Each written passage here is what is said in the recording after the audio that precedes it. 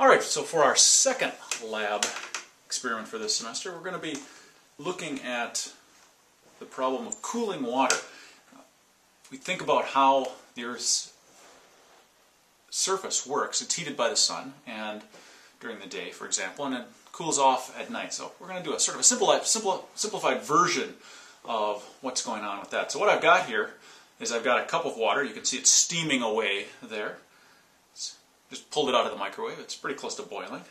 And I've got a stopwatch, or an iPod, works about the same. And I've also got a thermometer. Now, unfortunately, the thermometer has numbers on it that are so small that we can't read them with this particular camera. So we're just going to have to make do. But so the first thing I want to measure, though, the first question that your lab manual asks you is, what's the temperature in the room? And, it's September the 9th here in the afternoon. Packers are about ready to play, so the time pressure's on. But the temperature on this particular thermometer right now is about 23 degrees Celsius. And for those of you who aren't as conversant in the metric system as you may be, that's about 72 degrees Fahrenheit. So a very nice, comfortable afternoon here. Okay, so what I'm going to do next then is I'm going to put that thermometer into this styrofoam cup full of hot water, and we're going to observe what happens to the temperature as it heats up. And as soon as the temperature reaches its maximum level, then I'm going to start the clock, and we're going to go ahead and measure that temperature as it behaves over a 5-minute period. So I'll start the stopwatch once the thermometer reaches the temperature level we need to get it to. Okay, so it's in the hot water, and it's warming up very rapidly. Still going up, still going up, still going up. These thermometers take a little bit to adjust, and I'm going to stir it a little bit to sort of move it along in the right direction here. Okay, and it's settled down at a temperature of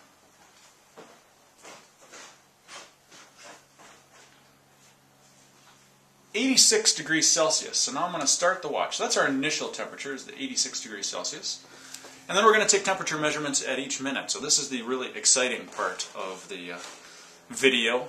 It's the part where I should have a large book of jokes to tell you. But one of the things about science is that we measure things, and quite frequently you have to wait for something to happen as you measure it. So for example, if you're a biologist and you're measuring or you're watching animal behavior or something, you're going to have to wait a while for things to happen. But that's just the way science works. Sometimes it takes time in order to figure out what you're trying to observe. And the weather is no different from that. Varies on sort of a day-to-day basis.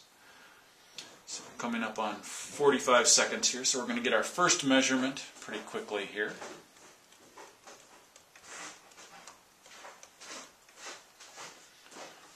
Water's still steaming away, so it's pretty hot yet, and I'm going to stir it here. Coming up on a minute now.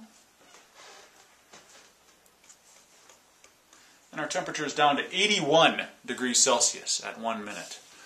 So you can record that in your lab manual in the second row.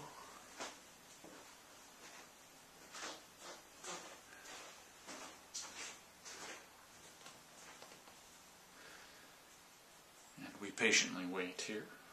The good news is that it's only 5 minutes, so you only have to listen to my witty banter for 5 minutes as opposed to the students who are in the actual lecture section of the course who get to listen to my witty banter for 50 minutes at a time. Okay, so we're coming up on 2 minutes here now, so I'm going to reach over and stir my water. And the stirring is actually important. The water's cooling off most rapidly at the top, and by stirring it around, then we mix that cooling down into the water there. Okay, so at 2 minutes, we're down to 78 degrees Celsius. Okay.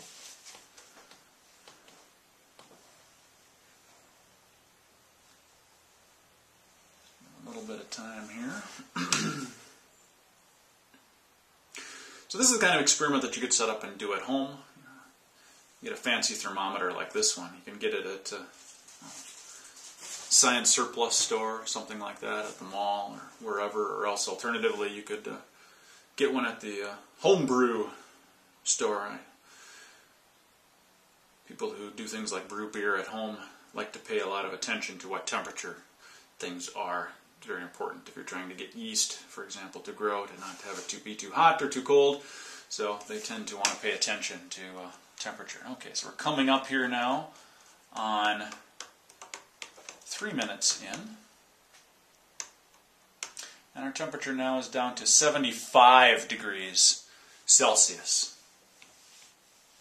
Okay, so we got 2 minutes left here in our video. Not anticipating that this is going to make the top 1,000 videos on YouTube, but you never know.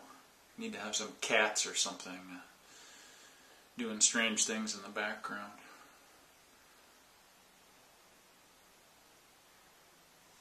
Okay, so about halfway through our 3rd minute here.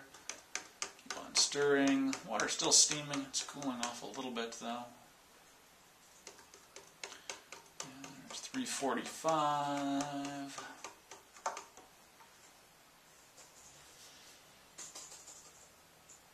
And we're coming up on 4 minutes now, so this will go into the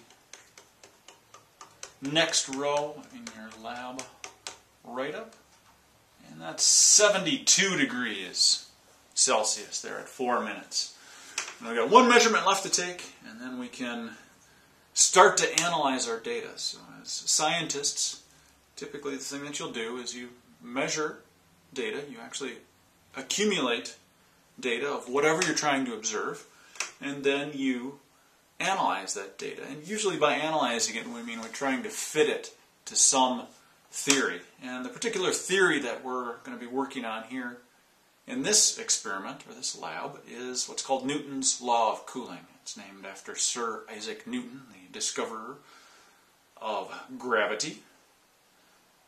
And it's a different law that he formulated somewhere along the way there. Okay, so we're coming up on 5 minutes and the end of our experiment. And here we go. And we are at 68 degrees Celsius. Alright, so that'll do it. We can now move on to analyzing our data. Thank you.